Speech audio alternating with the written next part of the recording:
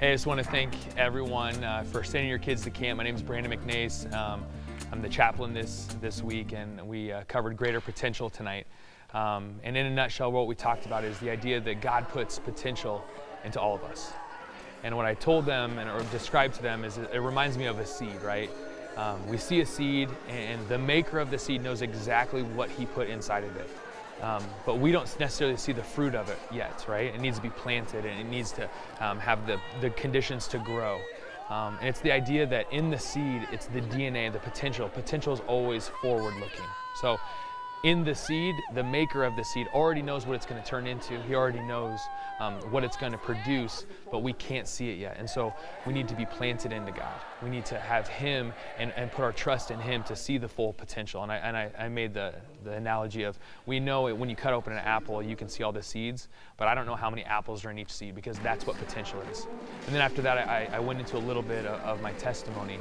And I just wanted to encourage the kids that no matter where they've been, no matter what they've done, like I've done worse, right? And so potential doesn't change based upon where we've been and how we've messed up. The potential is always there because God puts it inside of us. And then what we did was we talked about David and Goliath. And I wanted to wrap it up and talk about, there's a lot of people that surround us, and it's usually the people that are closest to us. And so when David was called to be king, his father, his brothers, all the people around him, they didn't see the potential inside of them because they weren't the ones that planted it there.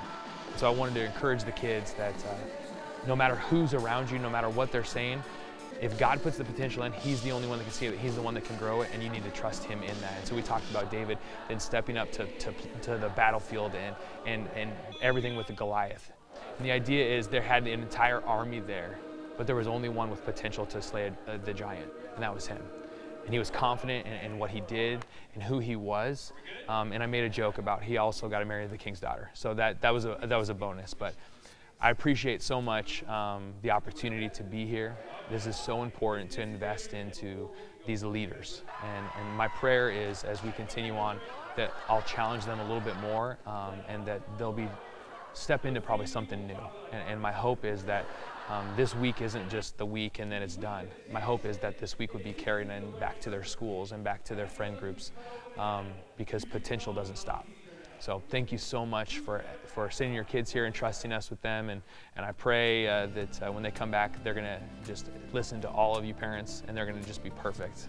But thank you so much.